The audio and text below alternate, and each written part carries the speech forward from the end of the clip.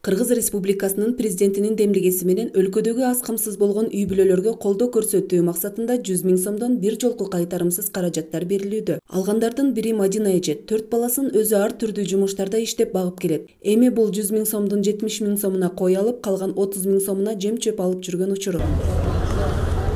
Үй бүлө менен майда чүйдө мал алчубуз, алганы менен баягы аздан мынчалык көп алып, анан көп чоңойтуп, кеңейтип, өнүк деген жок болчу. Мен ушул долбоорго да ыраазымын, ушуну ойлоп чыгарган жетекчилерге да ыраазымын. Могу кызматкерлерге дагы, себеби булар биздин кызыкчылыгыбызды ойлоп, ушинтип мал базар күнү уктабай действительно биз менен кошо жүрүшөт да, чындап эле. Бирок ушун менен жакшы өнү өсүп кетсек, андан жакшы болмок. Балдарыма калыш керек деп ойлойм да, действительно балдарым эчтекеде муктаж болбосо экен деп. Ушунун баары балдарыма кала турган, келечеги ушун менен оңолуп кетсе экен дейм. Мен чоң рахмат, Садыр Жапаровго да рахмат.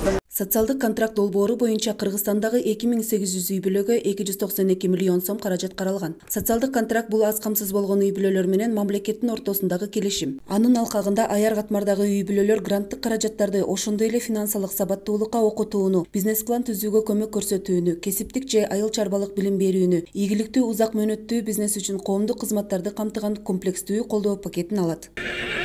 Проектисин жазып өткөрүп койгонбуз соцзащитага. Ошол жерден утуп чыгып турбуз. Ошо ушун 100 000 алып, мал базарга келип бүгүн мал алып аткан учурубуз. Рахмат баарыңыздарга.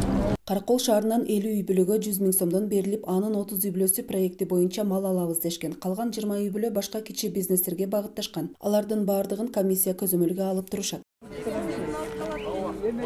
Биз могу проекти боюнча иштеп 100 000 алып атабыз. Ошого могу жердеги могу уйду алып, ушунун тукумун көбөйтүп, сүттүүлүгүн неме кылып, өзүбүзгө да, элге да жардам кылалы деп атабыз.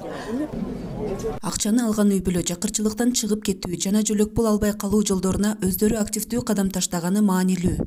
Чолпон Мурзалиева, телерадиокомпания «Волна Иссык-Куля».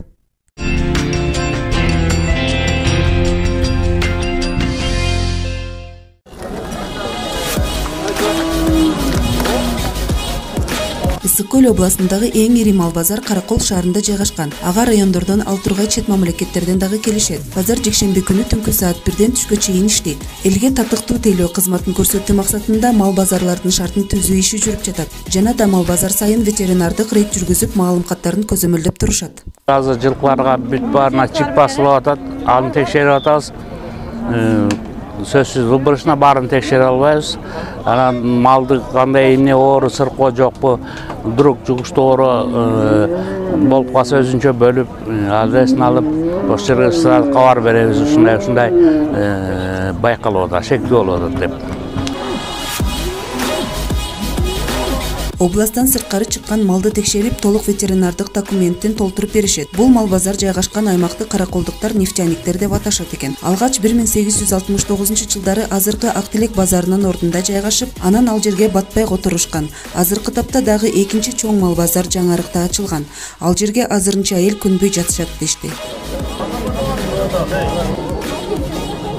Чолпон Мурзалиева, телерадиокомпания «Волна Иссык-Куля».